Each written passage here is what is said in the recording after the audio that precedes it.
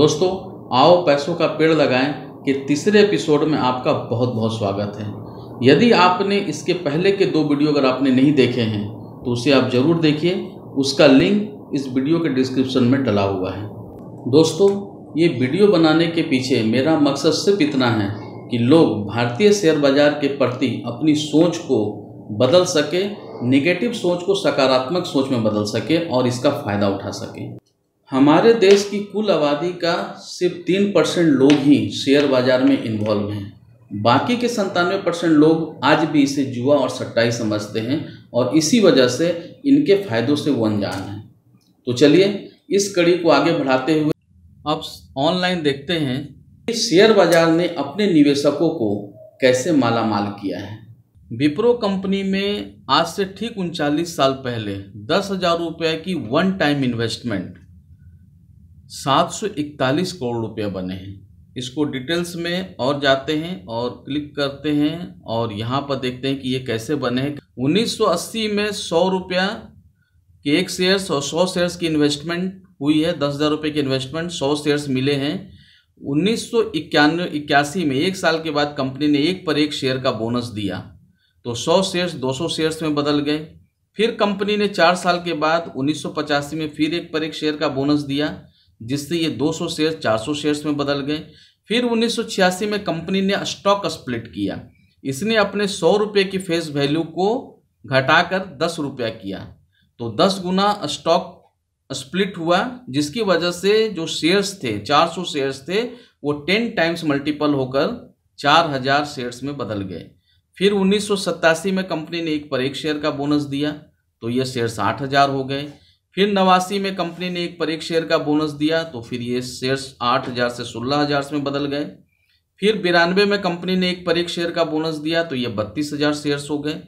फिर कंपनी ने 1995 में 1 पर 1 शेयर बोनस दिया तो ये शेयर 64000 हो गए।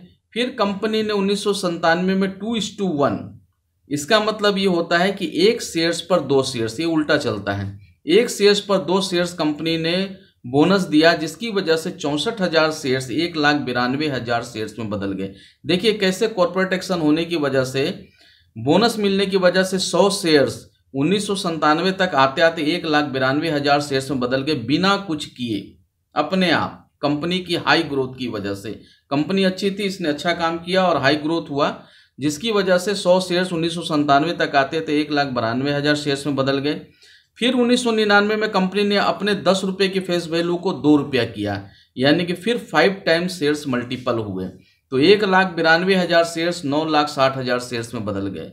उसके बाद कंपनी ने 2004 में फिर से 1 पर 2 बोनस दिया 2:1, यानी कि 1 शेयर्स पर 2 शेयर्स का बोनस दिया तो 9,60,000 शेयर्स 28,80,000 शेयर्स में बदल गए।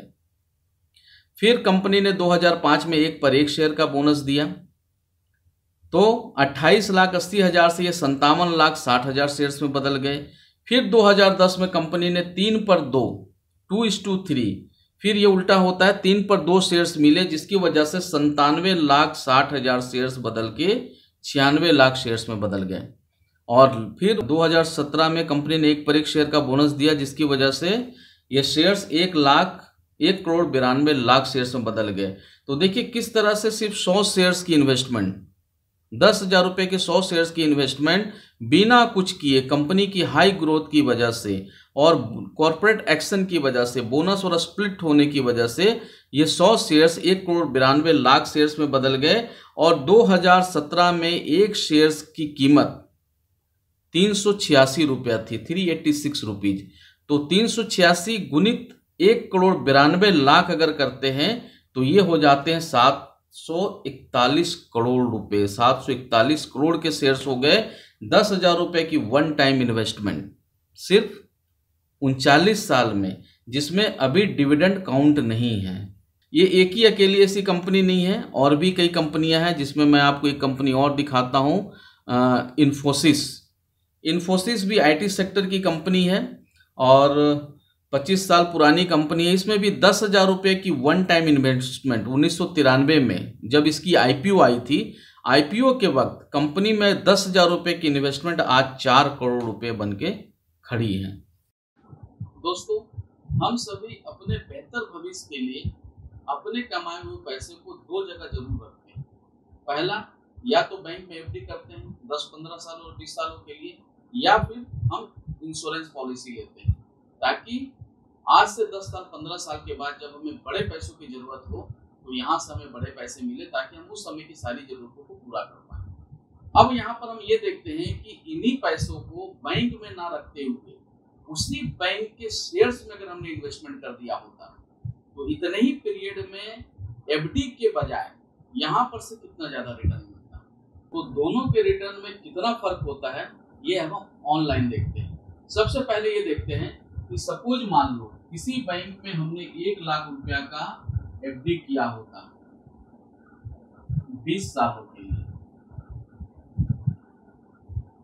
और अगर 10 साल में पैसा डबल होता है तो 20 साल में कितना होता? 10 साल में 1 लाख के बनते 2 लाख और 2 लाख के बनते 4 लाख। यानी कि 20 साल में अगर हमने बैंक में एफडी किया होता तो कुल अमाउंट जो हमें मिलता 20 सालों के बाद एफडी से वो मिलता 4 लाख रुपया, और इस पर भी हमें टैक्स पे करने पड़ते। चलिए अब ऑनलाइन देखते हैं कि इससे 10 गुना कम, 1 लाख रुपया नहीं, सिर्फ 10,000 रुपया अपने अति विश्वसनीय bank state bank of India को ही देख लेते हैं, एसबीआई में अगर हमने इसके शेयर्स खरीदे होते 20 सालों के लिए तो दोनों के रिटर्न में कितना फर्क होता ये अब ऑनलाइन देखते हैं। तो दोस्तों सबसे पहले ऑन स्क्रीन देखते हैं, गूगल में टाइप करते हैं सबसे पहले moneycontrol.com। moneycontrol.com की खासियत ये है कि जितनी भी कंपनी स्टॉक मार्केट में लिस्टेड है उन सभी कंपनियों का आप पिछला 1 दिन से लेकर के 20 सालों तक के रिकॉर्ड को आप चेक कर सकते हैं। तो यहाँ पर आप देख रहे हैं सर्च कोड है, यहाँ पर आप टाइप कर दो state bank of India SBI, ये आ गया। State bank of India type करते ही इससे रिलेटेड सारी इंफॉर्मेशन आपके स्क्रीन पर ऑनलाइन आ गई। आज स्टेट बैंक ऑफ इंडिया, ये देखिए स्टेट बैंक ऑफ इंडिया आपको दिख रहा है, और BSE में आज जो इसके शेयर्स का रेट है वो 187 रुपया 80 पैसा है। आज ही 8% की बढ़त है BSE के प्लेटफॉर्म पर, यानी कि 13 रुपया 75 पैसा आज के आज ही बढ़ा है। पूरे साल अगर हम इसमें एफडी करें तो शायद 8% मिलता है, यहाँ एक दिन में लगभग 8% का ग्रोथ है। NSE के प्लेटफॉर्म पर भी 8% का ग्रोथ है। चलिए अब इसको थोड़ा सा नीचे लेकर के जाते हैं, और यहाँ पर कुछ चीज़ें मैं आपको पहले दिखाता हूँ। पहले नीचे आते हैं, नीचे यहाँ पर आप देखेंगे वैल्यूएशन लिखा हुआ है, और वैल्यूएशन में एक चीज की तरफ आपका ध्यान लेकर के जाऊंगा, ये है फेस वैल्यू। आज के डेट में इस शेयर्स की एक्चुअल जो कीमत है कंपनी के नजर में, कंपनी के बुक में, वो है सिर्फ 1 रुपया। अगर हमने इस कंपनी शेयर्स को 187 रुपया या 190 रुपया में अगर हमने आज खरीदा है तो ये मान करके चलिए कि आपने 188 रुपये प्रीमियम पर आप शेयर्स को खरीद रहे हैं। इसकी एक्चुअल कीमत सिर्फ 1 रुपया ही है, और सारा कैलकुलेशन 1 रुपया पर ही होगा। चूंकि डिमांड और सप्लाई होने की वजह से ये सेकेंडरी मार्केट में इसके जो रेट है वो 188 रुपये हैं। अगर किसी ने 188 में शेयर्स को खरीदा है तो इसका मतलब ये होता है कि वो 187 रुपया प्रीमियम पर शेयर्स को खरीद रहा है। चलिए अब इसके ग्राफ को देखते हैं। यहाँ पर देखिए ग्राफ आपको दिख रहा है, बेसिक चार्ट। यहाँ पर आप एक दिन पहले, एक हफ्ता पहले, 1 महीने, 3 महीने, 6 महीने, 1 साल, 2 साल, 5 साल या मैक्सिमम, चूंकि बात मैं लॉन्ग टर्म की कर रहा हूँ और पैसा लॉन्ग टर्म में ही बड़ा बनता है और सुरक्षित रहता है, तो मैं आपको 20 साल पुराना रिकॉर्ड चेक कराऊंगा, और इसके लिए हमें ऑल पर क्लिक करना पड़ेगा। हमने ऑल पर क्लिक किया तो एक चार्ट आपके सामने खुलेगा। हाँ, ये चार्ट अब आपके सामने दिख रहा है। इस चार्ट में आप कर्सिव को यहाँ लेकर के आप जाओ, यहाँ कर्सिव लेकर के जा रहे हैं तो यहाँ पर देखिए एक डेट दिख रहा है, फ्राइडे 2 जून सन 2000, और यहाँ पर प्राइस दिख रहा है। इस चार्ट के हिसाब से, इस मनी कंट्रोल के हिसाब से 2 जून सन 2000 में इसके एक शेयर्स की कीमत सिर्फ 19 रुपये 6 पैसे थी। इस चार्ट के हिसाब से, इस moneycontrol.com के हिसाब से एक शेयर्स की कीमत उस समय सन 2000 में 19 रुपया थे। इसे 20 रुपया मान लेते हैं और ये देखते हैं कि अगर हमने सिर्फ 10,000 रुपया इन्वेस्टमेंट किया होता, जैसा कि बोर्ड में यहाँ पर हमने लिखा है 1 लाख की बजाय सिर्फ 10,000 रुपया, तो 10,000 रुपये में टोटल शेयर्स कितने आते? 20 रुपए के हिसाब से। 20 रुपए के भाव से हमारे जो शेयर्स होते वो 500 क्वांटिटी में आते। 500 शेयर्स हमारे पास होते, हमने 500 शेयर्स खरीदा। यहाँ पर 1 लाख रुपया हमने 20 सालों के लिए एफडी किया होता, तो अगर 10 साल में डबल मान लेते हैं तो आपके पैसे 20 साल में 4 लाख रुपया होते और इस प्रॉफिट पर आपको टैक्स भी पे करने पड़ते। उसी के विपरीत इसी बैंक में उससे 10 गुना कम, सिर्फ 10,000 रुपया की वन टाइम इन्वेस्टमेंट अगर हमने किया होता तो इस हिसाब से यहाँ पर हमें 500 शेयर्स मिलते, क्योंकि 2 जून 2000 को एक शेयर्स की कीमत 20 रुपये है। तो 20 रुपया 10,000 डिवाइडेड बाई अगर 20 रुपया कर दे तो टोटल शेयर्स की जो संख्या होगी वो 500 होगी। 500 क्वांटिटी के शेयर्स हमने परचेज कर दिया। चलिए अब आगे देखते हैं बोर्ड पर कि यहाँ पर कंपनी ने 2 जुलाई सन 2001 को, यहाँ पर जैसा कि दिख रहा है, इसने 50% का डिविडेंड दिया। इसको परसेंटेज आप मान लो। डिविडेंड जो लाभांश कंपनी ने, बैंक ने 1 साल काम किया और उसने जो भी लाभांश कमाया उसको उसने अपने सारे इन्वेस्टर में डिवाइड किया। तो कितना मिल रहा? डिविडेंड कितना दिया इन्होंने? 50%। ये 50% किस बात पर, कहां से कैलकुलेट होगा? इसकी फेस वैल्यू से, इसकी ट्रेड वैल्यू से नहीं। ट्रेड वैल्यू अभी 21 रुपया है, बट इससे नहीं होगा। यहाँ पर इसके जो फेस वैल्यू सन 2001 में थे वो थे 10 रुपया। हमने आपको 1 रुपया दिखाया, अभी फिलहाल 1 रुपया है, लेकिन सन 2000 में ये 10 रुपया था। वो आगे मैं आपको दिखाऊंगा, आगे स्प्लिट हुआ है जिसकी वजह से अभी 1 रुपया हो रहा है। तो 10 रुपया है, तो 10 रुपया का 50% कितना हो गया? 5 रुपया। तो 5 रुपया इंटू 500 शेयर्स कितने हो गए? 2,500 रुपया। ये पहले ही साल हमें 2,500 रुपया डिविडेंड के रूप में बैंक से मिले। यहां पर आपको कुछ नहीं मिल रहा है, यहां पर जो भी मिलेंगे वो आपको मैच्योरिटी में मिलेंगे। यहां पर 500 शेयर्स का 10 रुपया फेस वैल्यू के हिसाब से जो डिविडेंड है 50%, 5 रुपए से अगर मल्टीपल करें तो यहाँ पर पहला जो डिविडेंड है वो हमें मिलेंगे 2,500 रुपया, जो आपके बैंक अकाउंट्स में आता है। चलिए दूसरे बार देखते हैं फिर से। सन 2000 में बैंक ने फिर से 60% का डिविडेंड दिया। 60% का मतलब अब होता है 10 रुपया का 60% मतलब 6 रुपया। तो 6 रुपया इंटू 500 तो कितना हो गया? ये 3,000 रुपया का डिविडेंड फिर से आपको आपके अकाउंट्स में बैंक के द्वारा मिला। यहाँ पर आपको कुछ नहीं मिल रहा है। आप देखते जाइए, सेम बैंक है, सेम बैंक और सेम टाइम पीरियड, लेकिन दोनों में कितना अंतर हो रहा है इस चीजों को देखते हैं। हमने यहाँ पर 1 लाख रुपया डाला है, यहाँ पर सिर्फ 10,000 रुपया डाला है। यहाँ पर कुछ नहीं मिल रहा और यहाँ पर हमें 2 सालों में एक बार 2,500 रुपये और दूसरे बार 3,000 रुपये का डिविडेंड मिल चुका है। आगे और देखते हैं। फिर आइए स्क्रीन की तरफ देखते हैं। फिर यहाँ पर आप देखेंगे 85% का डिविडेंड, तो 85%, तो 10 रुपये का 85% होता है 8.5 रुपया। 8.5 रुपये इंटू नंबर ऑफ शेयर्स 500, तो 8.5 रुपये इंटू 500 करते हैं तो यहाँ पर जो इस साल जो डिविडेंड मिलेंगे वो मिलेंगे 4,250 रुपया। फिर से बैंक के तरफ से ये डिविडेंड हमें मिला। यहाँ पर कुछ भी नहीं। यहाँ पर देखिए हमने एक ही बार 10,000 रुपये इन्वेस्टमेंट किया है, बदले में पहले साल 2,500 रुपया, दूसरे साल 3,000 रुपया और तीसरे साल 4,250 रुपया का डिविडेंड मिला। उसी तरह अब आगे देखते हैं। आगे यहाँ पर देखेंगे 110%। 110% का मतलब होता है 11 रुपया। 11 रुपया इंटू 500 करेंगे तो ये 5,500 रुपया का डिविडेंड फिर से हमें मिले। यहाँ कुछ नहीं। आगे फिर देखते हैं, उसके अगले साल 125%। 125% का मतलब हो गया 10 रुपया फेस वैल्यू का 125% होता है 12.5 रुपया, 12 रुपया 50 पैसा।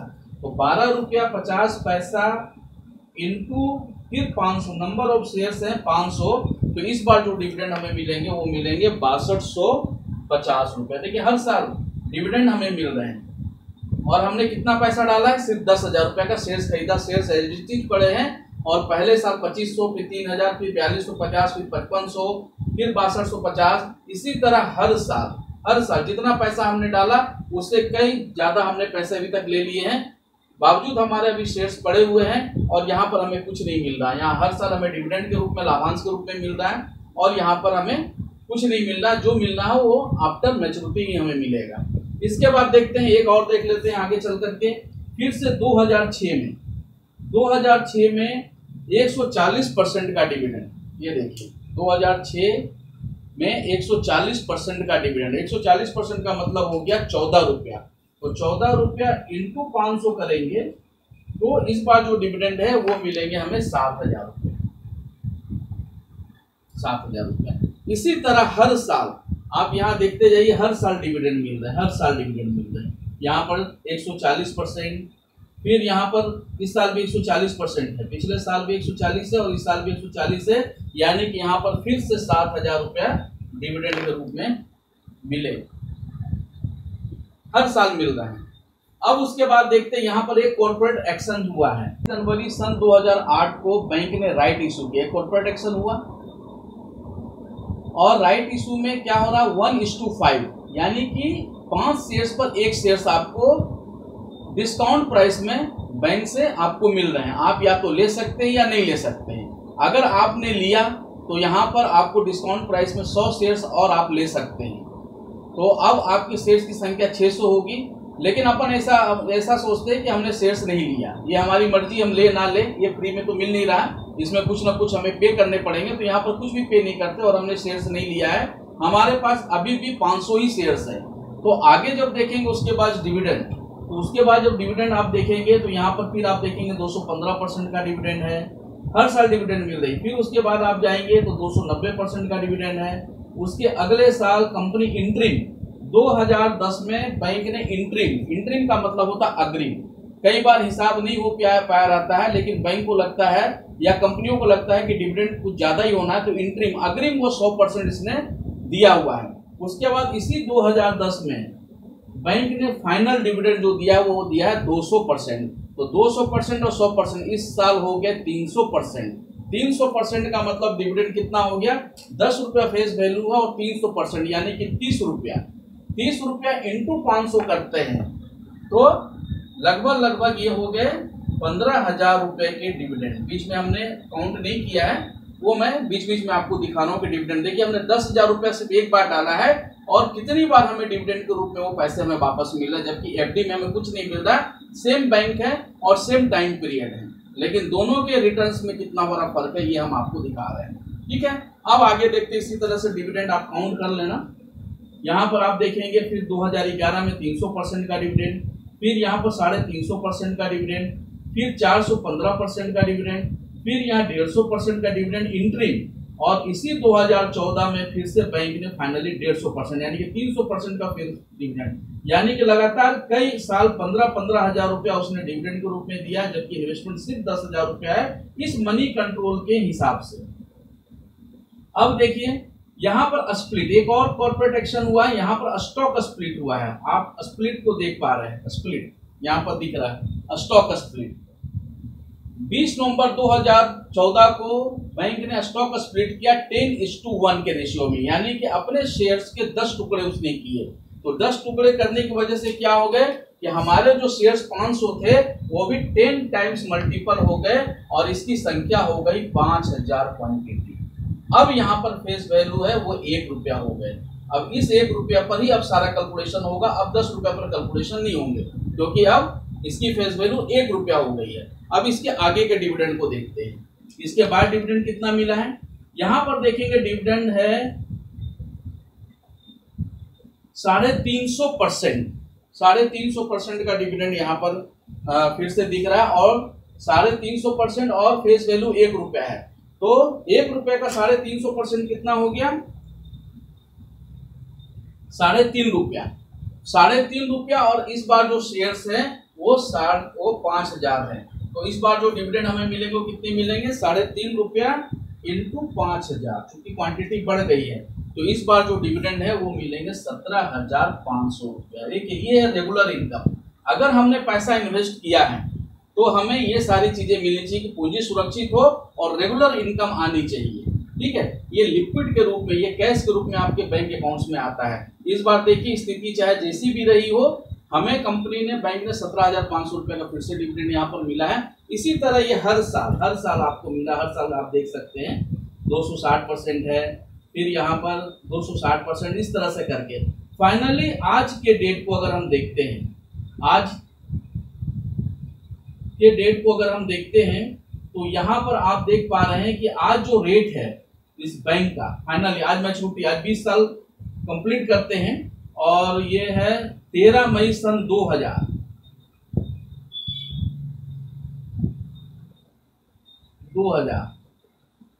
तो देखते हैं कि इसके एक शेयर्स का भाव जो है वो आज कितना दिख रहा है, 187 रुपया 80 पैसे। इसको 188 रुपया मान लेते हैं।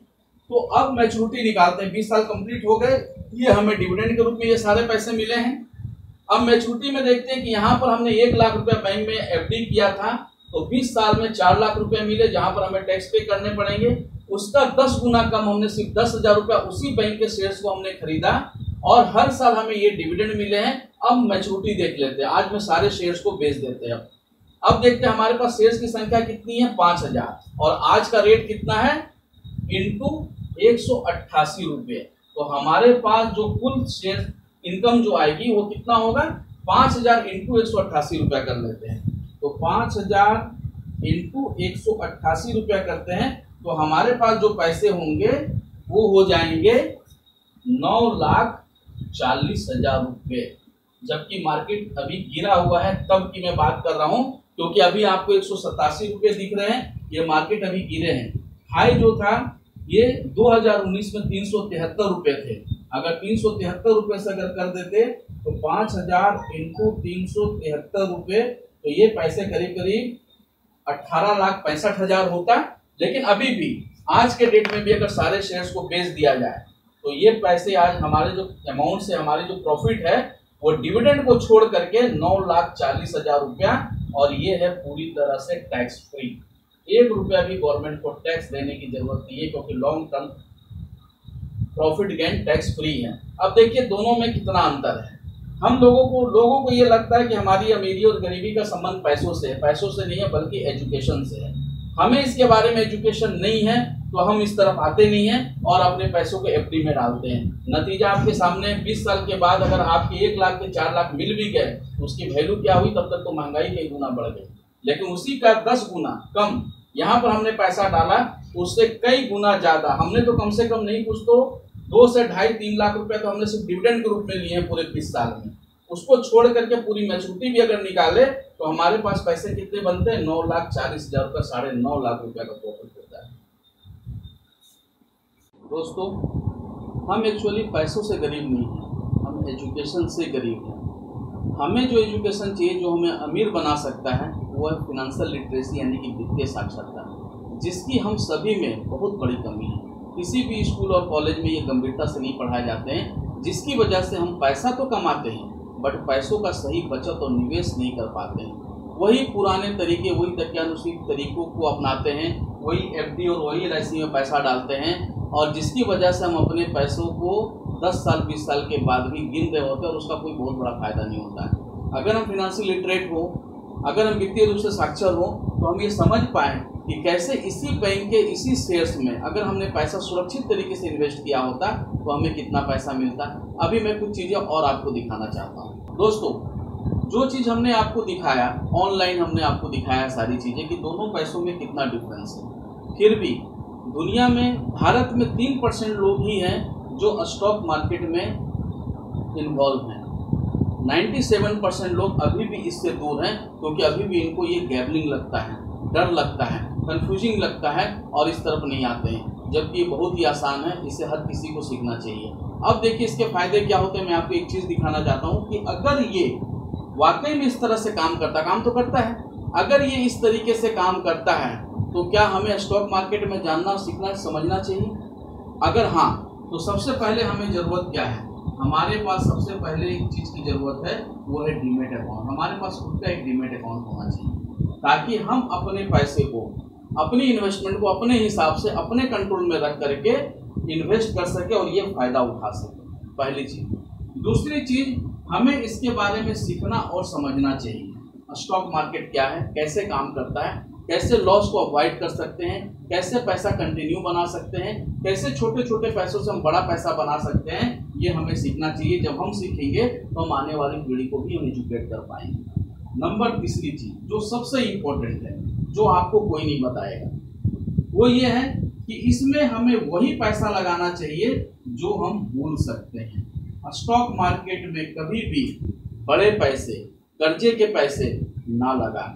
ऐसे पैसे भी ना लगाएं कि आने वाले 2 से 3 महीने में जरूरत हो और पैसे पड़े हैं तो चलो स्टॉक मार्केट में डाल दें। बिल्कुल नहीं, क्योंकि यह मार्केट काफ़ी वोलेटाइल है, कभी भी ये चढ़ता है और कभी भी गिरता है। तो यहाँ पर आप वही पैसे लगाएं जो आप भूल सकते हैं, यानी कि छोटे छोटे पैसे जिसकी जरूरत अभी आपको नहीं है। 200, 500, 400 रुपया आपने हर महीने डाला, इनफ है। वही पैसा डालिए जो अगले 5 साल 7 सालों के लिए आप भूल सकते हैं। चौथी चीज, जो शेयर्स आपने अपने जीवन में खरीदा उसे कभी ना बेचें।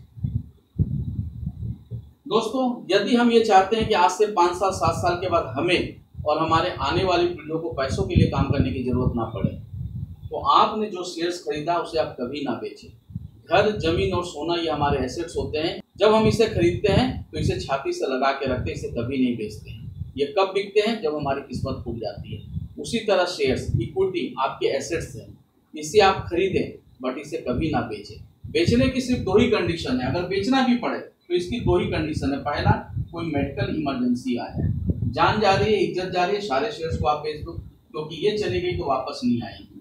और शेयर्स होते किस लिए? पैसे होते किसी के लिए? आपात स्थिति के लिए। तो यहाँ पर आप सारे शेयर्स को बेच सकते हैं। दूसरी कंडीशन ये है कि आपको अपने ड्रीम फुलफिल करने हैं। हमने इन्वेस्टमेंट या बचत हमने क्यों किया था? ताकि भविष्य में आने वाले बड़े खर्चे को हम मेंटेन कर सके। बच्चे बड़े हो गए, उसको मेडिकल में भेजना है, बेटी बड़ी होगी, शादी करनी है, बड़ा घर लेना, मकान लेना है, देश विदेश घूमना है, तो ये हमारे ड्रीम फुलफिल करने हैं। तो यहाँ पर आप शेयर्स को बेच सकते हैं, लेकिन आप यहाँ पर वही शेयर्स को बेचेंगे जो आपने नहीं खरीदा है। यहाँ पर आप अपने सारे खरीदे हुए शेयर्स को बेच सकते हैं क्योंकि ये इमरजेंसी है। लेकिन जब ड्रीम फुलफिल करनी हो आज से 5 साल, 10 साल, 20 साल के बाद, तो आप यहाँ पर वही शेयर्स को बेचेंगे जो आपने नहीं खरीदा है। क्यों? क्योंकि जो शेयर्स आपने खरीद लिया उसे आप जीवन में कभी ना बेचे। ये आपको आने वाली पीढ़ी को डोनेट करें। जैसे घर, जमीन और सोना हम आने वाली पीढ़ी को डोनेट करते हैं, उसी तरह जो शेयर्स आपने खरीदा है वो सिर्फ एक ही कंडीशन में बिकेगी, जब कोई आपात स्थिति होगी और कोई दूसरा रास्ता नहीं है। तो दूसरा, जब हमें ड्रीम फुलफिल करनी है तो इस समय हम उन्हीं शेयर्स को बेचेंगे जो हमने नहीं खरीदा है। अब भला जो शेयर्स हमने खरीदा है उसे हम बेच कैसे सकते हैं? तो आप जरा सा ध्यान से देखिए कि स्टेट बैंक ऑफ इंडिया में हमने क्या किया था। हमने 500 शेयर्स खरीदे थे और ये हो कितने गए? 5000। तो आपने शेयर्स कितना खरीदा था? 500। तो आप 500 शेयर्स आने वाली पीढ़ी को के लिए छोड़ करके बाकी 4500 शेयर्स को बेच करके अपनी सारे सपने, अपनी सारी जरूरतों को आप पूरा कर दे। और ये 500 शेयर्स विथ एजुकेशन अपने आने वाली पीढ़ी को डोनेट कर दे। आपकी आने वाली कई पीढ़ियों को पैसों के लिए काम करने की जरूरत नहीं पड़ेगी, क्योंकि दोस्तों यही है वो पैसों का पेड़। जिस पैसों के पेड़ के बारे में मैंने बताया, ये वही पैसों का पेड़ है। पैसों का पेड़, पेड़ कैसा होता है? हमने एक पेड़ लगाया, एक बीज लगाया, पेड़ बड़ा हुआ तो उसमें बहुत सारी डालियां निकल गई। डालियां में क्या निकल गई? हमने 500 शेयर्स खरीदा और शेयर्स कितने हो गए आने वाले समय में? 5000। ये कई बार बोनस के द्वारा भी होता है, बोनस भी मिलते हैं, राइट इशू में भी होता है, स्प्लिट में भी होता है। तो हमने एक पेड़ लगाया 500 के, और वो पेड़ की शाखाएं, उसमें से कितनी शाखाएं उस पेड़ में निकल गई? 5000। अब जितनी शाखाएं निकली उतने फल, तो उतने फल का मतलब ये डिविडेंड। तो ये हो गया ना पैसों के पेड़। ये है पैसों का पेड़। आप पैसों का पेड़ लगाओ। आपको बहुत ज्यादा जरूरत है तो पेड़ को जमीन से काट करके निकाल दो, बट पूरा उखाड़ के मत फेंको, ये फिर से वापस हो जाएंगे। आपने जो 500 शेयर्स अपने बच्चों को देंगे, आने वाले 20 सालों में फिर ये 5000 से ज्यादा हो जाएंगे, और ये repeat and repeat and repeat होता रहेगा। तो आने वाले समय में आपके आने वाली पीढ़ियों को अगर आपने ये एजुकेशन दिया, आपने ये सिखाया, तो आने वाली कई पीढ़ियों को पैसों के लिए काम करने की जरूरत नहीं पड़ेगी और हम फाइनेंशियली फ्री हो पाएंगे। दोस्तों, हमने पैसों के पेड़ के बारे में आपसे बताया। मैंने प्रूफ किया, ये है पैसों का पेड़। एक्चुअल में यही है पैसों का पेड़। दूसरी बात, हमने बार बार अपने वीडियो में हमने ये बताया कि छोटे छोटे पैसे, बेकार पड़े पैसे, लेकिन हमने यहाँ शुरुआत कितने से किया? 10,000 रुपये। 10,000 रुपया अभी भी आम लोगों के लिए बहुत बड़ी अमाउंट है और शायद कई लोगों के पास में नहीं है। तो क्या वो इन्वेस्टमेंट नहीं कर पाएंगे? बिल्कुल कर पाएंगे। अब मैं आपको एक चीज़ दिखाता हूँ। अगर यहाँ पर 10,000 रुपया ना लगा करके अगर हर महीने 100, 200, 500 रुपये के इन्वेस्ट कर सकते हैं। अगर एवरेज अगर हमने 500 रुपया भी अगर इन्वेस्टमेंट किया तो साल भर में हमारी इन्वेस्टमेंट कितनी होगी? एक साल में 500 इंटू 12, 6,000 रुपया। 6,000 रुपये में भी हम 2 महीने गैप कर देते हैं, किसी कारणवश नहीं कर पाए, नहीं हो पाया। तो 10,000 रुपये अभी भी कई लोगों के लिए बहुत ही मुश्किल है, बहुत बड़ी अमाउंट है। मैं भी मानता हूँ हर कोई इसको नहीं कर सकता है। तो ऐसा करते हैं कि हर महीने 100 रुपया, 200 रुपया, 500 रुपया का इन्वेस्ट कर सकते हैं। अगर हमने सिर्फ 500 रुपये इन्वेस्टमेंट किया होता और हर महीने किया होता तो साल में हमारी इन्वेस्टमेंट कितनी होती? 6,000 रुपये की।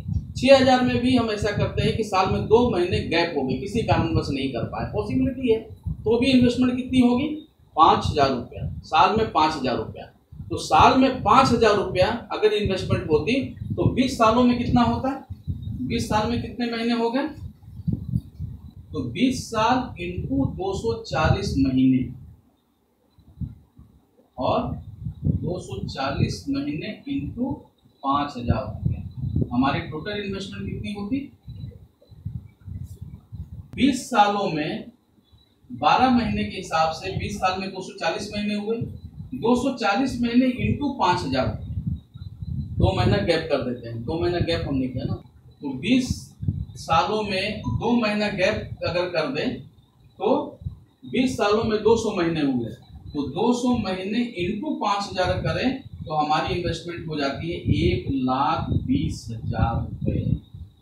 दोस्तों, अगर 5,000 रुपया का ये कमाल है, 9,40,000 रुपया, तो जरा सोच करके देखिए कि 1,20,000 रुपये का क्या कमाल होता है। चलिए, अभी हमने ये देखा है कि बैंकों में जो हम लंबे समय तक के लिए इन्वेस्टमेंट करते हैं एफडी के रूप में, उन्हीं पैसों को उतने ही टाइम पीरियड के लिए उन्हीं बैंकों के अगर इक्विटी ले लिए होते उतने समय के लिए तो दोनों के रिटर्न में बहुत बड़ा फर्क था। एफडी में रिटर्न बहुत ही कम है और इक्विटी में रिटर्न कई गुना ज्यादा है। चलिए, अब देखते हैं कि बहुत बड़ी आबादी इंश्योरेंस में भी इन्वेस्टमेंट करते हैं लंबे समय तक, 15 साल, 20 साल, 25 साल तक के लिए एंडोमेंट पॉलिसियां लेते हैं। सबसे पहली बात तो हमें यह समझना चाहिए कि इंश्योरेंस और इन्वेस्टमेंट दोनों अलग अलग चीजें हैं। इन्वेस्टमेंट इसलिए किया जाता है ताकि रिटर्निंग अच्छा मिले। इंश्योरेंस इसलिए किया जाता है ताकि हमारी जीवन की सुरक्षा रहे। कोई भी किसी भी प्रकार की कोई भी इंश्योरेंस पॉलिसी यदि आप ये समझ करके कर रहे हैं कि ये हमें अमीर और धनवान बना देगा या आने वाले समय में हमारी बहुत सारी जरूरतों को ये पूरा कर देगा, तो आप गलत सोच रहे हैं। इंश्योरेंस कभी भी आपको अमीर और धनवान बनाने के लिए नहीं होता है। ये कभी भी कोई भी किसी भी कंपनी की इंश्योरेंस पॉलिसियां कितने ही लंबे समय के लिए आप क्यों ना करो, ये आपको कभी भी अमीर और धनवान नहीं बना सकता, लेकिन आपके एब्सेंस में आपके घर वालों को गरीब भी रहने नहीं देता है। चलिए, इन्वेस्टमेंट और इंश्योरेंस को अब अलग से समझते हैं। इंश्योरेंस में क्या होता है? किसी भी कंपनी की इंश्योरेंस पॉलिसी आप पकड़ लो, इसमें डिमेरिट्स क्या है वो मैं आपको दिखाता हूं। सबसे पहले, पुराने आज भी हम इंश्योरेंस सेक्टर में पैसा लंबे समय के लिए इन्वेस्ट करते हैं ये सोच करके कि बड़ा पैसा बनेगा। आज से 10 साल, आज से 30 साल, 50 साल, 70 साल पहले किसी भी तरह की बचत करके हम एक बड़ा साम्राज्य खड़ा कर लेते थे और आने वाली पीढ़ियों के लिए एसेट्स भी छोड़ करके जाते थे। लेकिन तब की बात और थी, अब समय बदल चुका है। अब महंगाई और जरूरतें दोनों हमारी बढ़ गई है। अब अगर हमने उन पुरानी परंपराओं को ढोया या पुरानी परंपराओं की तरह से अगर हमने निवेश या बचत हमने किया तो हम आने वाली पीढ़ी के लिए एसेट्स नहीं बल्कि लायबिलिटी छोड़ करके जाएंगे। चलिए, अब इंश्योरेंस सेक्टर की भी कुछ प्रॉब्लम्स को देखते हैं। बहुत सारे लोग इंश्योरेंस सेक्टर में भी पैसा लंबे समय के लिए निवेश करते हैं, तो देखिए इसमें प्रॉब्लम्स क्या क्या आती है और क्या क्या तकलीफें इसमें हैं। सबसे पहले हम लेते हैं किसी भी इंश्योरेंस पॉलिसी आप पकड़ लो, किसी भी कंपनी की, एक 10,000 रुपए का प्रीमियम एंडोमेंट पॉलिसी 20 सालों के लिए अगर हमने लिया हुआ है, 10,000 रुपया 20 सालों के लिए, तो इन्वेस्टमेंट कितना होगा? 2 लाख रुपया। हमने इंडोमेंट पॉलिसी लिया, जो जनरली लोग लेते हैं, सबसे ज्यादा यही बेचा जाता है क्योंकि इसी में एजेंट्स को सबसे ज्यादा कमीशन मिलता है। तो ये वही चीजें बेचते हैं जिसमें उनको ज्यादा कमीशन मिलता है। तो इंडोमेंट पॉलिसी हमने 10,000 रुपया की प्रीमियम की 20 साल के लिए लिया, इन्वेस्टमेंट 2 लाख रुपया हुआ। मैच्योरिटी में कितना मिल जाएगा? मैच्योरिटी में मैक्सिमम आपको 2 से 3 लाख रुपया मैक्सिमम। चलिए मैं इसे 5 लाख रुपया लिख देता हूं। 5 लाख रुपया मिलता तो नहीं है बट मान लेते हैं, चलो मिल जाएंगे। तो 10,000 रुपया हर महीने, हर साल आपने 20 सालों तक निवेश किया, 2 लाख रुपए की इन्वेस्टमेंट हुई और मैच्योरिटी में अगर 5 लाख रुपया भी मिल जाता है 20 साल के बाद तो उसकी वैल्यू 20,000 रुपए के बराबर ही होगा। तो इतनी तकलीफ और कष्ट झेलने की जरूरत क्या है? अब डिमेरिट्स यहां पर प्रॉब्लम शुरू होती है। सपोज मान लो हमने 10,000 रुपए का प्रीमियम इस साल ले लिया, आने वाला समय कैसा होगा ये किसी को नहीं पता हो सकता है अगले साल हमारी माली हालत अच्छी ना हो, हम प्रीमियम देने की स्थिति में ना हो, तो चलेगा क्या? नहीं। हर हाल में आपको ये 3 साल कम से कम कंटिन्यू करने पड़ेंगे। अब अगले साल अगर हमारी माली हालत अच्छी नहीं है तो, और हमने अगर प्रीमियम नहीं जमा किया तो ये पैसे लैप्स हो जाएंगे, आपके ये पैसे भी चले जाएंगे। अब चाहे बच्चा बीमार हो जाए, चाहे स्कूल की फीस ना पटे, आपको हर हाल में ये 10,000 रुपए की प्रीमियम देनी ही पड़ेगी। अब ये कैसी इन्वेस्टमेंट है? इन्वेस्टमेंट तो हमारे हिसाब से होनी चाहिए कि मेरी इच्छा जब मैं चाहूं करूं, ना चाहूं ना करूं, जब चाहूं मैं उसको लिक्विड कर लूं, लिक्विडिटी आसान होनी चाहिए। बट यहां पर क्या हुआ है, यहां पर हमने जैसी इंडोमेंट पॉलिसी लिया तो हमने अपने सर को ओखल में डाल लिया। अब आपको हर हाल में या तो 20 साल कंटिन्यू करने पड़ेंगे, और अगर आप नहीं कर सकते तो कम से कम 3 साल तो करने ही पड़ेंगे, चाहे हमें ब्याज पर ही पैसा क्यों ना उठाना पड़े। और अगर हमने ऐसा नहीं किया तो ये हमारे सारे पैसे लैप्स हो जाएंगे। चलिए किसी तरह से हमने 3 साल इसको कंटिन्यू कर लिया, अब आगे इसको कंटिन्यू करने की स्थिति हमारी नहीं है और मैं अपने पैसों को विड्रॉ करना चाहता हूं, सरेंडर करना चाहता हूं, पॉलिसी को बंद करना चाहता हूं। तो आपको पता है आपके 30,000 की इन्वेस्टमेंट पर सिर्फ 35% ही आप विड्रॉ कर पाएंगे, यानी कि 9,500 से लेकर 12,500 रुपए तक ही आप निकाल पाएंगे। ये हो गई पहली प्रॉब्लम। अभी भी कई इंश्योरेंस कंपनियों में लोग पॉलिसी कंटिन्यू नहीं कर पाने की वजह से अरबों रुपए लैप्सेशन के पड़े हैं। चलिए ये तो एक प्रॉब्लम हो गई, यहां पर हो गया लॉस। दूसरी चीज है कि जब भी हम कोई इंश्योरेंस पॉलिसी लेते हैं तो क्या खुद चल करके इंश्योरेंस ऑफिस जाते हैं? नहीं, कोई ना कोई हमारे पास आता है, एक एजेंट आता है। हो सकता है वो आपका मित्र हो, आपका पड़ोसी हो, आपके रिश्तेदार हो, वो एजेंट्स के रूप में आता है और आपसे इंश्योरेंस एंडोमेंट पॉलिसी लेकर के जाता है। अब जब वो पहली बार पॉलिसी लेकर के जाता है, या हम ऐसा करते हैं जब वो पॉलिसी लेके जाता तो भरोसा किस पर होता है? इंश्योरेंस कंपनियों पर हमारा भरोसा होता है या एजेंट्स पर? डेफिनेटली हमारा जो भरोसा होता है इंश्योरेंस कंपनियों पर होता है। हम उस कंपनी को देख करके उस एजेंट्स के माध्यम से अपनी इंश्योरेंस पॉलिसी लेते हैं और जब वो पैसा जमा कर देता और रसीद मिल जाती है तो हम चैन से सो जाते हैं।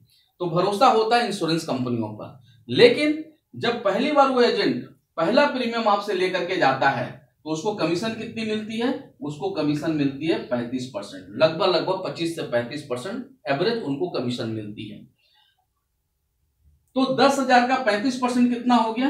3,500 रुपया। ये मैं इसलिए बोल रहा हूं क्योंकि ये पैसा आप ही के अकाउंट से जाता है, ये इंश्योरेंस कंपनियां नहीं देती है, ये आपके प्रीमियम से जाता है। जब आप विड्रॉ करेंगे पैसा तो कंपनी आपको बताएगी कि पहले साल 35% हमने एजेंट्स को दिया, दूसरे साल के प्रीमियम में जब आपने दिया तो उसको हमने 15% दिया, तीसरे साल जब आपने दिया तो हमने 7% दिया।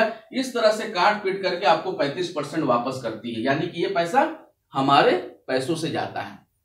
अब चूंकि भरोसा इंश्योरेंस कंपनी पर होता है तो एजेंट को कमीशन क्यों जाना चाहिए? और अगर गया तो क्या ये पैसा हमें भविष्य में मिल सकता है कि वापस? ये पैसे आपको कभी भी भविष्य में वापस नहीं मिलेंगे। अब यहां पर ये देखते हैं कि अगर सिर्फ ये पैसे जो वापस नहीं मिल सकते हैं, सिर्फ ये 3,500 रुपया जो जीवन में हमें कभी वापस नहीं मिल सकते, इसी पैसों का इंश्योरेंस, जिस इंश्योरेंस कंपनी में आपने प्रीमियम भरा उसी कंपनी के इक्विटी शेयर्स में अगर आपने उसी कंपनी के अगर आपने शेयर्स खरीद लिए होते सिर्फ 3,500 रुपए के, तो दोनों के रिटर्निंग में कितना बड़ा फर्क होता है ये हम ऑनलाइन और लाइव देखते हैं। चलिए हम बात करते हैं सबसे विश्वसनीय कंपनी LIC की। अगर हमने LIC के शेयर्स खरीद लिए होते इन्हीं 3,500 रुपए के, तो देखते हैं कि 20 सालों में इन दोनों के रिटर्न में कितना बड़ा फर्क होता है। अब दूसरा उदाहरण लेते हैं LIC का। LIC में भी लंबे समय तक के लिए हम पैसा का निवेश करते हैं ताकि भविष्य में बड़े पैसे मिले। तो LIC में क्या होता है, एक एग्जाम्पल लेते हैं कि 10,000 रुपये का एक प्रीमियम इनटू 20 ईयर्स, 20 साल के लिए इन्वेस्टमेंट कितने हो गए, 2 लाख रुपये। लगभग सबने LIC कराया हुआ होता है। अब एक सवाल है कि 10,000 रुपया अगर 20 साल तक ईयरली अगर हम जमा करते हैं तो मिलता कितना है, 2 लाख रुपया। और मैच्योरिटी में कितना मिल जाएगा, 20 साल के बाद ये कितने मिलेंगे, 2 लाख, 2.5 लाख, 3 लाख, 4 लाख, चलिए मैक्सिमम 5 लाख रुपए लिख देते हैं। मिलता तो नहीं है बट लिख देते हैं। चलिए अब देखिए इसमें प्रॉब्लम क्या है। ये बहुत ही कष्टकारी है, बहुत ही दुखदायी है, लेकिन सदियों से हम इसी चीज़ों को करते आ रहे हैं तो ये हमें मुश्किल नहीं लगता। अब आज आपको दिखेगा कि मुश्किल कितना है। सबसे पहली बात कि 10,000 रुपये का प्रीमियम हमने इस साल दे दिया, अगले साल ठीक इसी समय हमारे पास कंडीशन नहीं है पैसा जमा करने का या देने का, प्रीमियम नहीं ना देने का, तो चलेगा क्या, नहीं। अगर हमें ये प्रीमियम कम से कम 3 साल कंटिन्यू करने पड़ेंगे, नहीं तो ये पैसे लैप्स हो जाएंगे, आपके पैसे डूब जाएंगे। ये कैसी बचत है, बचत तो हमारे हिसाब से होना चाहिए, लिक्विडिटी हमारे हिसाब से होनी चाहिए, जब चाहे मैं अपने पैसों को निकाल लूँ। अब ये 10 साल की प्रीमियम पॉलिसी अगर हमने लिया है तो हमें कम से कम हर हाल में 3 साल तक तो चलानी ही पड़ेंगे। अब चाहे बच्चा बीमार हो जाए, चाहे स्कूल की फीस न जमा हो, आपको ये चलाने पड़ेंगे, नहीं तो ये पैसे आपके लैप्स हो जाएंगे। ठीक है। अब 3 साल के बाद आफ्टर 3 इयर्स मैं अपने पैसों को विड्रॉ करना चाहूँ, निकालना चाहूँ, तो कितना पैसा निकाल सकते हैं, सिर्फ जब अपने पैसों को निकालना चाहेंगे तो आपको सिर्फ 30% ही रिटर्न मिल पाएगा। यानी कि 30,000 रुपये इन्वेस्टमेंट है, 9,000 से 12,000 रुपये ही आप ले पाएंगे, तो ये हो गया नुकसान। दूसरी बात, जब भी अब इसमें देखिए प्रॉब्लम और क्या क्या है मैं आपको बताता हूँ। जब भी हम LIC लेते हैं तो खुद LIC ऑफिस जाते हैं क्या, नहीं, कोई हमारे पास आता है, हमारे घर आता है। ये हमारे घर एजेंट के रूप में एक एजेंट आता है जो हमारा पड़ोसी हो सकता है, हमारा रिश्तेदार हो सकता है, हमारे परिवार का हो सकता है, वो आता है और वो हमें LIC समझाता है और LIC पॉलिसी दे करके जाता है। भरोसा किस पर होता है, जब हम LIC कराते हैं तो भरोसा किस पर होता है, उस एजेंट पर या LIC पर। हमारा भरोसा LIC पर होता है, एजेंट पर नहीं होता है। एजेंट तो सिर्फ एक माध्यम है, हम पैसा कहाँ डालते हैं, LIC में। ठीक है। लेकिन चूंकि ये एजेंट होता है, ये जब अपनी पॉलिसी लेकर के जाता है तो पहले साल पे कमीशन उसको कितना मिलता है, लगभग 25 से 30%, 30% आप पकड़। यानी कि 10,000 रुपये की पहली किस्त में से 3,000 रुपया 3,500 रुपये ये लेकर के चला जाता है। ये करीब 25 से 35% तक का कमीशन होता है। 3,500 रुपये ये लेकर के चला जाता है और ये आपके पैसों से ही जाता है, कंपनी से नहीं देती है, आपके पैसों से जाता है। जब आप प्री मैच्योरिटी लेंगे तो कंपनी आपको बताएगी कि पहले साल का हमने 35% उनको दे दिया, दूसरे साल जो आपने पॉलिसी दिया उसमें से हमने 10% दे दिया, फिर 7% दे दिया, तो ये हमारे पैसों से ही जाता है। यानी कि ये जो पैसे हैं ये हमारे पैसों से उनको एजेंट को कमीशन जाता है। अब चूंकि भरोसा LIC पर था, एजेंट पर नहीं था, तो ये जो 3,500 रुपये चले गए ये जीवन में कभी वापस मिल सकते हैं क्या, नहीं मिल सकते। मैं सिर्फ ये कहना चाहता हूं कि ये जो 3,500 रुपया जीवन में कभी वापस नहीं मिल सकते, इसी 3,500 रुपये का LIC का ही शेयर्स ले लिए होते और जीवन में दोबारा कभी LIC में पैसा नहीं डालते। ये 3,500 रुपया जो जीवन में वापस नहीं मिल सकता है, उसी पैसे का LIC का शेयर्स ले लिए होते 20 सालों के लिए, सिर्फ 3,500 रुपये का, और जीवन में LIC में दोबारा कभी कोई पैसा नहीं डालते। तो देखते हैं कि हर साल और आफ्टर मैच्योरिटी इन दोनों पैसों में कितना फर्क होता है। तो आइए फिर से स्क्रीन पर नजर डालते हैं। अब देखिए मैंने LIC हाउसिंग फाइनेंस निकाला हुआ है। अब यहाँ चार्ट हमने पूरे ऑल कर दिया है 20 सालों का। अब आप यहाँ पर देख रहे हैं 3 मई सन 2000 में एक शेयर्स का भाव 4 रुपया 70 पैसा है। इसे हम 5 रुपया पकड़ लेते हैं, तो 5 रुपये राउंड फिगर पकड़ते हैं और पैसा इन्वेस्टमेंट कितना है, 3,500 रुपये, जो एजेंट को चला गया, जो जीवन में वापस नहीं मिल सकता। सिर्फ इन्हीं पैसों का इन्वेस्टमेंट जीवन में सिर्फ एक बार करना है और जीवन में कभी LIC में दूसरा पैसा नहीं देना है। तो क्या देखते हैं कि 3500 रुपया डिवाइडेड बाई 5 रुपया, 5 रुपया हमने एक शेयर्स का भाव रखा हुआ है, 4 रुपया 70 पैसा, उसको राउंड फिगर 5 रुपया कर लेते हैं। तो हमारे पास जो शेयर्स आएंगे, कुल शेयर्स आएंगे, वो आएंगे 700 शेयर्स क्वांटिटी में। हमने 700 शेयर्स ले लिया। अब देखेंगे जहां दूसरी तरफ इस LIC में आपको दूसरे साल फिर से 10,000 रुपये देने की चिंता सता रही है, वहीं पर ये LIC आपको 40% का डिविडेंड दे रही है। 40% का डिविडेंड का मतलब हो गया इसकी फेस वैल्यू 10 रुपया है, ये आगे मैं आपको दिखाऊंगा। तो 10 रुपया का 40% कितना हो गया, 4 रुपया, और हमारे पास शेयर्स कितने, 700। तो 700 शेयर्स इनटू 4 रुपया करेंगे तो ये हो गया 2800 रुपया डिविडेंड के रूप में रिटर्न। हमने पैसा कितना दिया है, सिर्फ 3500 रुपये का शेयर्स लिए और पहले ही साल हमें 2800 रुपया डिविडेंड के रूप में मिल गए। यहाँ पर कुछ नहीं मिल रहा, बल्कि यहाँ 10,000 रुपया और दे रहे हैं। दूसरे साल फिर से देखते हैं, वहां फिर से 10,000 रुपये देने की चिंता सता रही है, और यहाँ पर वही LIC आपको फिर से 50% का डिविडेंड, यानी कि 5 रुपया, 50% का मतलब हो गया 10 रुपया का 50% 5 रुपया, और नंबर्स ऑफ शेयर 700, यानी कि दूसरे साल आपको 3500 रुपये भी डिविडेंड के रूप में रिटर्न हो गए। अब आपकी पूंजी भी वापस आ गई और 2800 रुपया प्रॉफिट भी आ गया, बट अभी और आना है, शुरुआत है अभी। अब देखिए तीसरे साल फिर से यहाँ 10,000 रुपये देने की चिंता सता रही है, वहीं पर तीसरे साल कंपनी यहाँ पर आपको वापस फिर से 55% का मतलब ये हो गया कि 5.5 रुपया इंटू 700 शेयर, यानी कि टोटल 3850 रुपया। ये देखिए क्या अंतर है, यहाँ दिए जा रहे हैं और यहाँ लिए जा रहे हैं। यहाँ 20 साल तक आपको लगातार देना है और यहाँ 20 साल तक डिविडेंड के रूप में आपको वापस लेने हैं। उसी तरह हर साल आप देख लो, हर साल आप देख लो 50%, फिर यहाँ पर 50%, फिर 2006 में 60%, फिर 2007 में आप इंटरिम 50% आप देख रहे हैं, इंटरिम, ठीक है। उसके बाद फिर देखेंगे यहाँ पर फिर से 30%, यानी कि इस साल 80%, यानी 8 रुपया। तो 8 रुपया इंटू 700 शेयर्स करेंगे तो 8 सत्ते 56, ये 5600 रुपया डिविडेंड के रूप में आपको मिलता है। उसी तरह से हर साल आप देखेंगे 100%, यानी कि सीधा 10 रुपया इंटू 700 करेंगे तो ये 7,000 रुपया। एक बार हमने यहाँ पैसा डाला और हर साल डिविडेंड के रूप में मिल रहा है, और यहाँ 20 साल तक देते जाना है। उसी तरह से अब आगे चलते हैं, हर साल डिविडेंड है, 130% है, फिर 150% है, और यहाँ पर स्टॉक स्प्लिट हुआ। फिर से स्टॉक स्प्लिट 10 रुपए की फेस वैल्यू 2 रुपया हुई, यानी कि हमारे शेयर जो है 5 टाइम्स मल्टीपल हो गए। तो 700 इंटू 5 करेंगे तो हमारे शेयर्स की संख्या हो गई 3500 क्वांटिटी में, 3500 क्वांटिटी हो गई शेयर्स। अब फेस वैल्यू है 2 रुपया। अब सारा हिसाब किताब, सारी कैलकुलेशन 2 रुपये पर होगी। तो उसके बाद के डिविडेंड को देख लेते हैं। इस बार डिविडेंड मिले हैं 175%, तो 2 रुपया का 175% होता है 3.5 रुपया। तो 3.5 रुपया इंटू 3500 क्वांटिटी है, तो 2 रुपया का 175% होता है 3.5 रुपया। 3.5 रुपया इंटू 3500, ये डिविडेंड जो मिले वो 12,250 रुपया।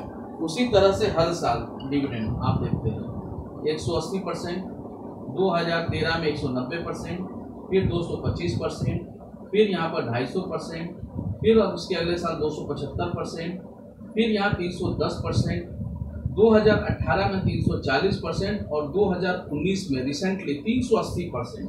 तो 2 रुपये का 380% हुआ 7 रुपया 60 पैसा। तो 60 रुपया 60 पैसा इंटू 3500 कितने हो गए? फाइनल जो डिविडेंड मिला वो मिला 26,600 रुपये। अब आपने देखा यहाँ पर 10,000 रुपया 20 साल तक हमने लगाया डाला, और मैच्योरिटी में मैक्सिमम ये भी मिलता नहीं, बट हमने लिख दिया 5 लाख रुपया। दूसरे तरफ उसी LIC में सिर्फ 3500 रुपया जो एजेंट ने को कमीशन चला गया, उस पैसे को एक बार सिर्फ 1 टाइम इन्वेस्टमेंट किया गया और लाखों रुपया हमने 20 सालों में डिविडेंड के रूप में लिया। अब फाइनली मैच्योरिटी देख लेते हैं। हमारे पास शेयर्स की संख्या है 3500 और 3500, और आज का जो रेट है देखते हैं कितना पैसा बनता है। 3500 क्वांटिटी में शेयर्स है और आज का रेट है 262 रुपये। तो ये देखते हैं सिर्फ 3500 रुपया का, जिसका हमने 20 साल तक लाखों रुपए डिविडेंड के रूप में लिया, और शेयर्स की संख्या 700 से बढ़ करके हो गई 3500 क्वांटिटी। तो आज सारे शेयर्स को बेच देते हैं तो 3500 इंटू 262 रुपया करते हैं तो मैच्योरिटी में कितना पैसा मिलता है? मैच्योरिटी हमारी हो गई 9,17,000 रुपये। वन टाइम इन्वेस्टमेंट सिर्फ 3500 रुपये। ये है पैसों का पेड़। जरा सोचिए कि जितने पैसे डिविडेंड के रूप में मिले हैं उतना हर साल अगर इसमें लगा दिए होते तो हर साल 9 लाख रुपया अगले 20 साल तक विड्रॉ कर रहे होते। सिर्फ 3500 रुपए के 9,17,000 रुपए। 1 लाख रुपए की रकम से क्या कोई 10-15 साल में करोड़पति बन सकता है? शायद आपको इस पर विश्वास ना हो। बहुत से लोग ऐसे होंगे जिनका कहना होगा 15 साल तो क्या, 1 लाख रुपए से तो पूरी लाइफ में भी करोड़पति बनना मुश्किल है। लेकिन सच यही है, शेयर बाजार में इस तरीके से करोड़पति बनने वाले ढेरों लोग हैं। ऐसा ही एक कमाल किया है रिलैक्सो फुटवेयर के शेयर ने। अपने इन्वेस्टर्स को करोड़ों में फायदा पहुंचा दिया है। रिलैक्सो फुटवेयर के शेयरों ने पिछले 10 सालों के दौरान इन्वेस्टर्स को भारी भरकम रिटर्न दिया है। फुटवेयर फर्म ने तकरीबन 16,700% की बढ़ोतरी दर्ज की है। साल 2009 में रिलैक्सो फुटवेयर के एक शेयर की कीमत ₹2.50 थी, जो बढ़कर 570 रुपए प्रति शेयर के आसपास हो गई है। अगर आपने 10 साल पहले इस स्टॉक में 1 लाख रुपए का इन्वेस्ट किया होता तो आज आपका ये इन्वेस्ट 2,28 लाख से ज्यादा हो जाते। इसमें बोनस और डिविडेंड अलग से है। लेकिन करोड़पति बनाने वाले शेयरों में रिलैक्सो फुटवेयर्स अकेली नहीं है। आइए आपको बताते हैं बड़े बड़े नामों के बीच छिपे कई हीरो के बारे में। तो इसी तरह की कंपनी है बालकृष्ण इंडस्ट्री। टायर बनाने वाली बड़ी बड़ी कंपनियों के बीच छिपी इस कंपनी के बारे में ज्यादा लोग नहीं जानते, लेकिन 2002 में जिसने इसमें इन्वेस्ट किया उसके दिन बदल गए। 2002 में बालकृष्ण इंडस्ट्रीज का शेयर सिर्फ ₹3.47 का था। चौंकिए मत, ₹3.47। लेकिन अब इस शेयर की कीमत 2017 में बोनस देने से पहले 2,400 रुपए के आसपास थी। इस टाइम कंपनी के शेयर की कीमत 850 से 900 रुपए के बीच है। इस हिसाब से भी 2002 में जिन्होंने 1 लाख रुपए इन्वेस्ट किए थे वो आज 2,44,00,000 हो गए। इसमें डिविडेंड अलग से है। दोस्तों, अब बात करते हैं अवंती फीड्स। इस स्टॉक में इन्वेस्ट करना इन्वेस्टर्स के लिए सच्चे मायने में चमत्कार ही साबित हुआ। इस कंपनी ने 5 साल में इन्वेस्टर्स को 9,000% का रिटर्न दिया है, जबकि कंपनी की संपत्ति पिछले 9 सालों में 900 गुना हो गई है। उस समय इस शेयर की कीमत महज ₹1.30 थी। मगर जिन इन्वेस्टर्स ने इस शेयर की क्षमता को भापा और उस समय 1 लाख रुपए का इन्वेस्ट किया, आज उनके इस पैसे की वैल्यू 2.7 करोड़ रुपए हो गई है। जून 2019 तक अवंती फीड्स ने 270 गुना का रिटर्न दिया है। इसे कंपाउंड रेट पर देखा जाए तो इसे 75% सालाना रिटर्न के रूप में भी देखा जा सकता है। अब जानते हैं KEI इंडस्ट्रीज के बारे में। करोड़ रुपए है। 5 साल में KEI इंडस्ट्रीज के शेयर ने इन्वेस्टर्स को बम्पर रिटर्न दिए हैं। 26 जुलाई 2013 को शेयर का भाव ₹8.12 था, जो 27 जुलाई 2018 को बढ़कर 510 रुपए के आसपास पर पहुंच गया। इन्वेस्टर्स के इसमें लगाए गए 1 लाख रुपए बढ़कर 62 लाख रुपए हो गए। इसमें डिविडेंड और बोनस अलग से है। इस कंपनी का नाम है बजाज फाइनेंस। इसके शेयरों ने बीते 5 सालों में 1,318% का रिटर्न दिया है। बजाज फाइनेंस का अगर पिछले कुछ सालों का प्रदर्शन देखा जाए तो इसने इन्वेस्टर्स को मालामाल कर दिया है। पिछले 5 सालों में ही बजाज फाइनेंस का शेयर 273 रुपए से बढ़कर 6 नवंबर को इस शेयर ने 4,277 रुपए का हाइट लेवल हासिल किया था। रिटर्न की बात करें तो पिछले 5 साल में अगर किसी ने बजाज फाइनेंस के शेयरों में 1 लाख रुपए इन्वेस्ट कर इंतजार किया होगा तो आज उसकी रकम बढ़कर 15,50,000 रुपए हो गई होगी। यानी 5 साल में 15 गुना से ज्यादा रिटर्न। मार्केट में बड़ी कंपनियों द्वारा रिटर्न देने के लिहाज से देखें तो ये लीडिंग कंपनियों में शामिल है। अगर पिछले 10 साल की बात करें तो शेयर में करीब 150 गुना रिटर्न मिला है। अक्टूबर 2009 में एक शेयर का भाव 26 रुपए के आसपास था, जो अब 4,000 रुपए के आसपास हो गया है। जिसने 10 साल पहले केवल 70,000 रुपए लगाए होंगे वो करोड़पति हो गया होगा। सिम्फनी एयर कूलर की ठंडी हवा का मजा तो आप सब ने लिया ही होगा। सिम्फनी ने शेयर बाजार के इन्वेस्टर्स की लाइफ में भी ठंडी हवा का झोंका दिया है। पिछले 10 सालों में इसके शेयरों में जबरदस्त रिटर्न मिला है। अहमदाबाद हेडक्वार्टर वाली इस मल्टीनेशनल कंपनी ने 10 साल में 27,751% रिटर्न दिया है, जबकि इस दौरान BSE के बेंचमार्क सेंसेक्स से महज 211% रिटर्न मिला है। इस शेयर में 10 साल पहले 1 लाख रुपए इन्वेस्ट करने वालों का पैसा आज 2.78 करोड़ रुपए हो चुका है। तो दोस्तों, आपने देखा कि कैसे छोटे छोटे शेयरों ने सिर्फ 10 साल और 5 सालों में कितना बड़ा रिटर्न दिया, अपने निवेशकों को कैसे मालामाल किया है। ये अपॉर्चुनिटी अभी भी बनी हुई है। अभी भी कई ऐसे शेयर्स हैं जो 5 रुपये से 100 रुपये के अंदर में हैं, जिसमें हर एक आम इंसान अपनी लायकात के अनुसार से निवेश कर सकता है और आने वाले 5 से 7 सालों में बहुत बड़ा पैसा बना सकता है। तो आगे कंटिन्यू रहने के लिए आप हमारे नेक्स्ट वीडियो का इंतजार करें। उसमें मैं आपको सिखाऊंगा कि कैसे स्टॉक मार्केट्स में निवेश करते हैं, कैसे लॉस को अवॉइड करते हैं और कैसे छोटे छोटे निवेश करके किन किन सावधानियों का ध्यान रखते हुए निवेश करना चाहिए और कैसे हम बड़ा पैसा बना सकते हैं। तो हमारे नेक्स्ट वीडियो का आप इंतजार करें। धन्यवाद।